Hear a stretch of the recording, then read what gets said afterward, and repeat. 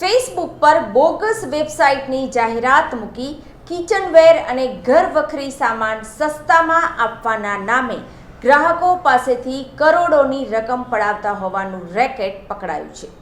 સુરતમાં e-commerce website Flipkart જેવી fake website બનાવીને છેતરપિંડી કરવામાં આવતી હતી। સરથાણા અને મોટા વરાછામાં 37,000માં ભાડેથી 3 દુકાનો લઈ 12મી ચોપડી ભણેલા 3 ચીટરો સમગ્ર વેપલો ચલાવતા હતા। ફેસબુક પર બોગસ વેબસાઇટની જાહેરાત મૂકી કિચનવેર અને ઘરવખરી સામાન સસ્તામાં આપવાના નામે ગ્રાહકો પાસેથી કરોડોની રકમ પડાવતા હોવાનું રેકેટ પકડાયું છે। પોલીસે 8.35 લાખનો મુદ્દામાલ જપ્ત કરી 3 સૂત્રધારો સહિત 6ને પકડી પાડ્યા છે। સૂત્રધાર પિયુષ વિનુ ખૂંટ વોન્ટેડ છે। સૂત્રધાર સાગર ખૂંટ અને તેનો ભાઈ પિયુષ ખૂંટ તથા આશિષ હળિયાએ બીટેક અને એમસીએ ભણેલા વિદ્યાર્થીઓને 30,000ની નોકરી પર રાખ્યા હતા।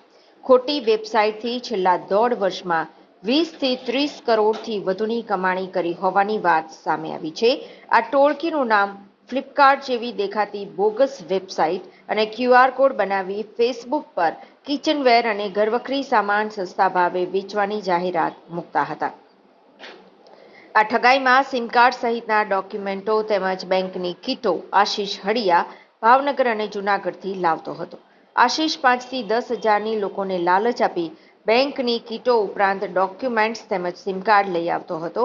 પોલીસને ઠગ ટોળકી પાસેથી 700 ઈમેલ મળ્યા છે। આથી 700 બેંક ખાતાનો ઉપયોગ કર્યો હોઈ શકે છે। નાઓએ આપેલ સૂચના અને માર્ગદર્શન હેઠળ સુરત શહેરની અંદર સાયબર ફ્રોડ અંગેના મિલકત સંબંધી ગુનાઓ બનતા હોય જે અટકાવવા સારું સૂચના આપેલ હોય જે અનુસંધાને તારીખ 2/10/2024ના રોજ સરથાણા પોલીસ સ્ટેશનના પોલીસ ઇન્સ્પેક્ટર શ્રી MB ઝાલાનાઓને મળેલ બાતમી આધારે તેઓએ સરથાણા પોસ્ટે વિસ્તારના પૂજન પ્લાઝાની નજીક આવેલ એક કોમ્પ્લેક્સમાં રેડ કરી અને બાતમી હકીકતથી વાકેફ થઈ અને બાતમી જે મળેલી તે અનુસંધાને આશિષ હળિયા સાગર ખૂંટ તથા પિયુષ ખૂંટ નામના વ્યક્તિઓ અલગ અલગ વેબસાઇટો બનાવી અને ખાસ કરીને ફ્લિપકાર્ટ જેવી ખોટી વેબસાઇટ બનાવી અને તે અનુસંધાને એ વેબસાઇટો દ્વારા લોકો માલની ખરીદી કરતા હોય ને એ વેબસાઇટ ખોટી હોવાનું કોઈ લોકોને જાણ ના હોય એ રીતના તેઓ સાથે ફ્રોડ કરતા હોય।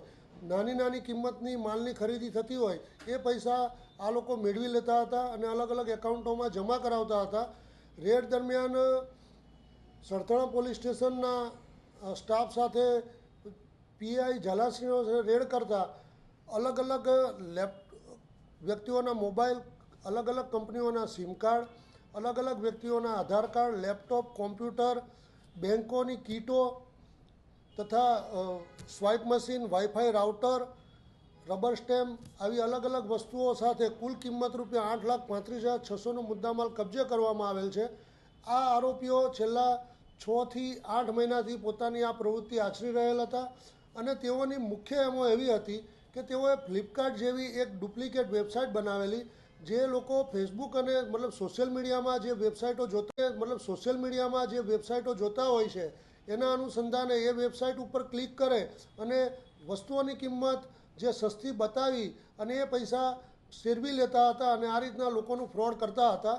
આ અનુસંધાને આગળની તપાસ પોઈન્ટ શ્રી MB ઝાલા સરથાણા પોસ્ટેનાઓ કરી રહેલ છે અને આ લોકોએ અલગ અલગ એકાઉન્ટોમાં જે પૈસા લીધેલા છે તે એકાઉન્ટો અંકેની હકીકત સંબંધિત બેંકોમાંથી મેળવવાની કાર્યવાહી ચાલુ છે અને એવું માનવાને કારણ છે કે આ આંકડો હજુ પણ ઉપર જઈ શકે એમ છે। સાહેબ, તમે મુદ્દામાલની વાત